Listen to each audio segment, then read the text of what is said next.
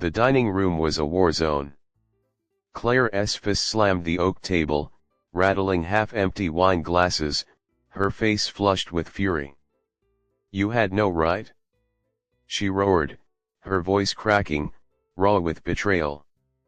Noah slouched in his chair, gripping a crumpled napkin, knuckles white, eyes glued to the floor like it held some escape.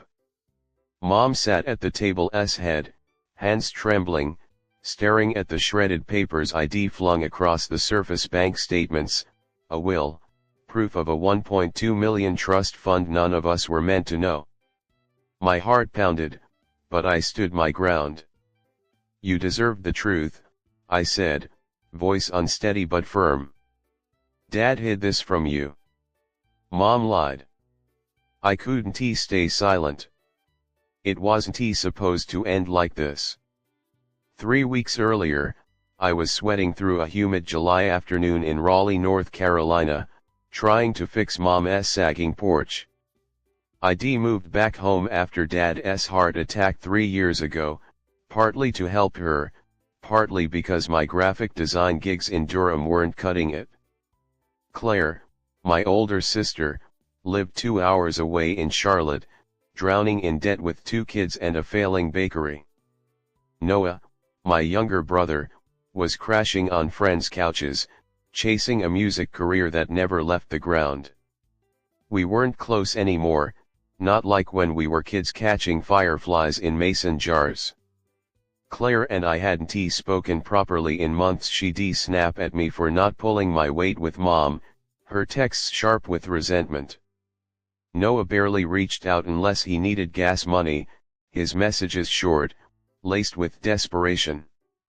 That day, rummaging in Dad's old shed for a hammer, I found a locked metal box under a dusty tarp.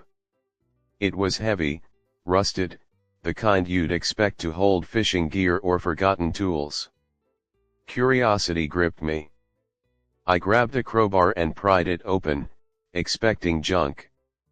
Instead, I found a stack of papers, bank statements, legal documents, a will Dad never mentioned. The trust, set up 5 years ago, was worth $1.2 million, with one beneficiary: me. Not Claire, who was selling her car to pay daycare. Not Noah, who couldn't afford a decent guitar. Just me. My stomach twisted. Why would Dad do this? The papers offered no answers, just cold numbers and signatures, each line a betrayal. That night, I confronted Mom. She was in her rocking chair, knitting a scarf she'd never finish, the TV droning a Hallmark movie's predictable dialogue. I dropped the papers in her lap. "What is this?" I asked, my voice low, barely hiding my anger. Her needle froze. Her face went pale, like I'd caught her stealing. "You don't understand," she whispered, tears pooling in her eyes. She admitted Dad created the trust after fights with Claire and Noah. Claire had eloped at 22 with a guy Dad called a deadbeat, a mechanic who'd left her with 2 kids and a mountain of bills. Noah had dropped out of college to play gigs in dive bars, his dreams of stardom fading with every empty tip jar. Dad felt they'd turned their backs on him, so he rewrote his will, funneling everything to me, his loyal son who stayed close, who never rebelled. Mom swore she'd planned to tell us but feared it'd tear us apart. Then she dropped a bomb: she'd used $150,000 of the trust to pay off her mortgage, promising to repay it. I was floored. She'd lied to us all, dipping into money that wasn't hers. The next week was torture. Claire's texts about school fees or Noah's Venmo requests for 20 hit like knives. I couldn't look at Mom without seeing her betrayal, her trembling hands shredding papers to hide the truth. I started digging deeper, calling Dad's old lawyer, Mr. Hargrove, a gruff man who'd known him since college. Over a crackling phone line, he confirmed the trust but hinted at family history Dad never shared. "Your father carried a lot of guilt," he said, his voice heavy. Ask about Lila. Lila, the name meant nothing to me, but it gnawed at my gut. Back in the shed, I tore through Dad's things again, desperate for answers. Under a pile of rusty nails, I found a faded photo, a young woman holding a baby, her sharp jaw like Dad's, her eyes defiant. On the back, in his handwriting, Lila, 1989. My pulse raced. Was she a sister and aunt? A secret I showed Mom the next morning, catching her off guard as she sipped coffee. Burn it, she snapped, snatching the photo, her voice sharp as a blade. She stormed out, leaving me with more questions than ever. That was it? No more secrets.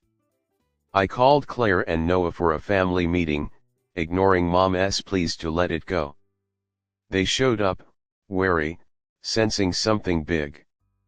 Claire's eyes were tired, her hair pulled back in a messy bun, the weight of her life etched in every line. Noah looked worse, unshaven, his jacket frayed, like he'd slept in it. I didn't ease them into it. I dumped the papers on the dining table, bank statements, the will, the trust's cold details, and let the truth explode. Claire screamed, calling Dad a hypocrite, her voice echoing off the walls. He hated me for choosing love. She spat, tears streaming. Noah just stared, his silence louder than her rage, his betrayal carved into his clenched jaw. When I mentioned the photo of Lila, Mom's face crumpled. Enough! She shouted, storming out, her footsteps heavy on the creaking stairs. Claire turned on me, accusing me of hiding it to steal the money. You're no better than them, she hissed. Noah left without a word, slamming the door so hard a picture frame fell. The room felt empty, like we'd all died a little. I'd wanted honesty. Instead, I'd started a war. The fallout was brutal. Claire stopped answering my calls, her texts replaced by vague Reddit posts about snake brothers that I knew targeted me. Noah vanished to a friend's couch in Asheville, texting once, 3 words, "You're just like Dad." Mom locked herself in her room, leaving me with dirty dishes and a house that felt like a tomb. I kept replaying that night, the wine glasses trembling, Claire's fist, Noah's silence.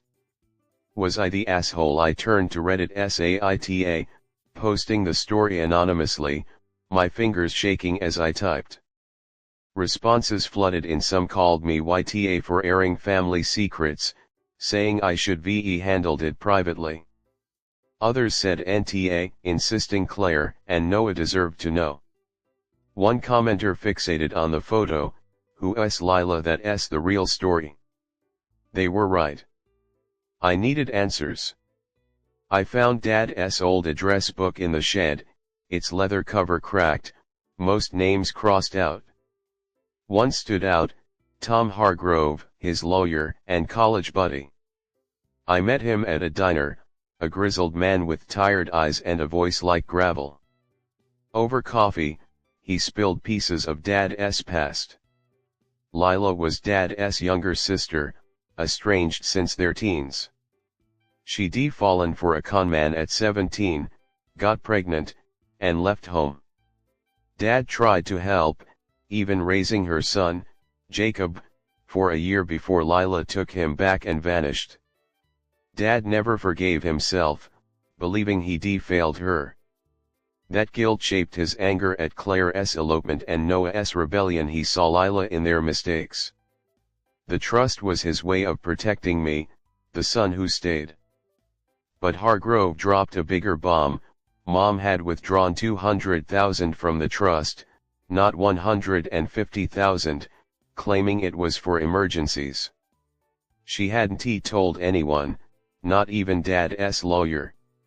I drove home, fury boiling. Mom was in the kitchen, chopping onions like nothing happened, the knife's rhythm steady, defiant. I confronted her about the extra 50,000.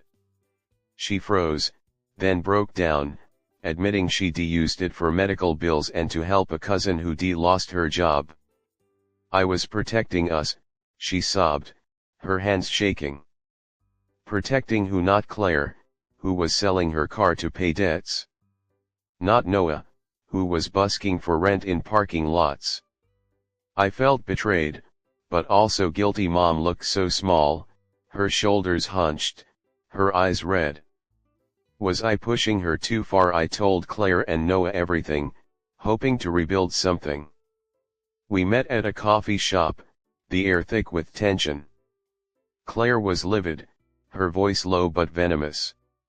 She stole from us, she said, demanding we sue Mom for mismanaging the trust. Noah shook his head, his voice flat. I'd rather be broke than fight over blood money. He left early, his coffee untouched. I was torn.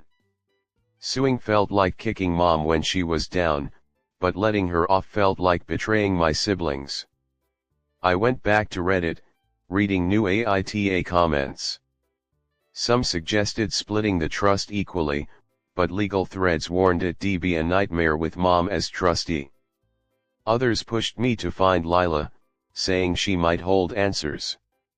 I started digging again, tracking down an old neighbor who'd known Dad's family. She remembered Lila, said she'd moved to Savannah, maybe still alive. Was she the key to understanding Dad's choice? Claire's anger grew, her texts sharp as knives. You're playing hero while I'm drowning. Noah stayed silent, but I heard he pawned his guitar, his last piece of hope. Mom started avoiding me, spending nights at her sister's, leaving the house eerily quiet. The trust sat untouched, a curse we couldn't escape. I kept asking myself, did I do the right thing or had I destroyed us for nothing? I poured my doubts into another Reddit post, the responses a mix of support and condemnation. "NTA, but you're naive," one wrote. "YTA, you broke your mom," said another. The split verdict mirrored my own heart torn between truth and loyalty. Weeks turned to months, and the fracture widened. Claire hired a lawyer, sending Mom a formal letter demanding an audit of the trust. Mom moved out, leaving a note on the fridge, "I can't face you." Noah resurfaced in Nashville, posting songs on YouTube about betrayal, his lyrics cutting deeper than any text. I was alone, haunted by the dining room fight, the papers scattered like shrapnel. Reddit became my confessional, my only place to vent. New comments urged me to find Lila, saying she might explain Dad's obsession with control. I hired a private investigator, burning through my savings. He found a Lila Harper in Savannah, 58, matching Dad's sister's age. I drove 6 hours to meet her, my heart pounding with every mile. Lila's house was a crumbling bungalow, paint peeling, porch sagging like it carried her burdens. She answered the door, her eyes sharp like Dad's, her face weathered but defiant. I showed her the photo from 1989. She sighed, inviting me in. Over tea, she told her story. She'd left home at 17, pregnant and scared, after Dad tried to fix her life, pushing her to give up her baby. Her son, Jacob, grew up troubled, in and out of jail. Dad had sent money for years, but they fought when Lila refused to move back to Raleigh. He cut her off, and she never saw him again. The trust, she guessed, was his way of rewriting the past, favoring the son who obeyed. She didn't want the money, but she gave me Jacob's address in Atlanta. "He's your cousin," she said, her voice soft. "Maybe he deserves a piece." I tracked down Jacob, a mechanic with Lila's eyes and a guarded smile. We met at a dive bar, the air thick with cigarette smoke. He was wary, but curious, nursing a beer as I told him about Dad, the trust, the chaos. He'd never known Dad, only stories from Lila, who painted him as controlling but broken. Meeting Jacob felt like finding a missing puzzle piece, but it didn't fix the mess. Claire's lawsuit moved forward, her lawyer uncovering more. Mom had used another $100,000 from the trust for investments that tanked a failed real estate deal she'd hidden. The trust was down to $850,000, a shadow of what it was.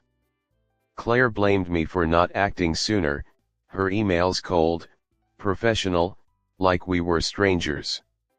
Noah called once, drunk, his voice slurred. "I hate you all," he said, then hung up. I stared at my phone, numb.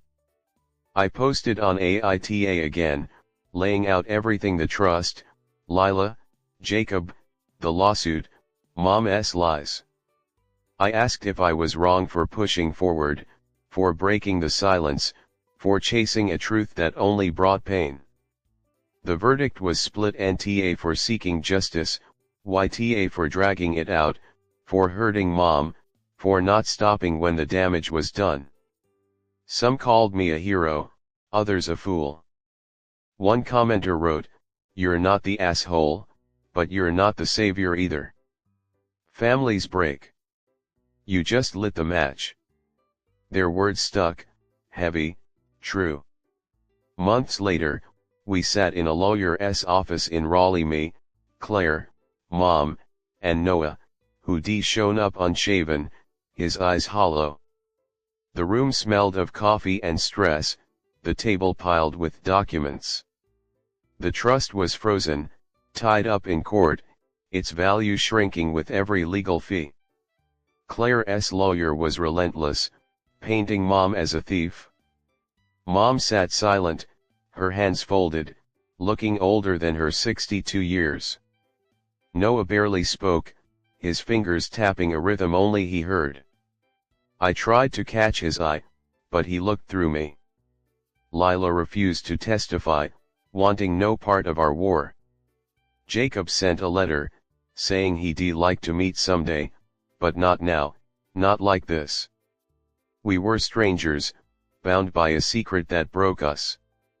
I looked at Mom, frail and quiet, and wondered if I'd been too harsh, if I'd pushed her past breaking. At Claire, exhausted but unyielding, her fight fueled by years of resentment.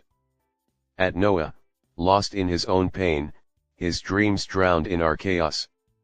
I thought of Dad, his guilt, his choices, his trust that became our curse.